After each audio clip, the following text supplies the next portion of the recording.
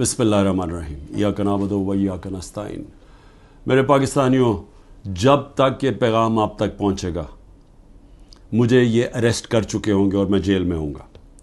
तो मेरी आपसे सिर्फ एक ही रिक्वेस्ट है, अपील है कि आपने घरों में चुप करके नहीं बैठना। मैं ये जो जद्दोजहद कर रहा हूँ ये अपनी ज़ात के लिए नहीं कर रहा, ये अपनी कौम के लिए कर रहा हूँ, आपके लिए कर रहा हूँ, आपके बच्चों के मुस्तकबिल के लिए कर रहा हूँ। अगर आप अपने हकूक़ के लिए नहीं खड़े होंगे आप ग़ुलामों की ज़िंदगी गुजारेंगे, और ग़ुलामों की कोई ज़िंदगी नहीं होती। ग़ुलाम ऐसे होते हैं जैसे चूंटियाँ ज़मीन पे होती हैं, उनके ऊपर परवाज़ नहीं होती।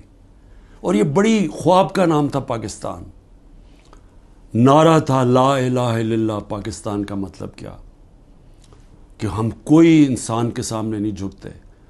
ला इलाहा इल्लल्लाह इंसान की ग़ुलामी से हमें आज़ाद करता है। और हमारे नबी सल्लल्लाहु अलैहि वसल्लम ने अपनी मदीना की रियासत में सबसे पहले इंसानों को आज़ाद किया था अदल और इंसाफ दे के। ये है जंग इंसाफ की, आपके हकूक़ की, आपकी आज़ादी की। और कभी भी याद रखें, कोई आज़ादी प्लेट में रख के नहीं देता।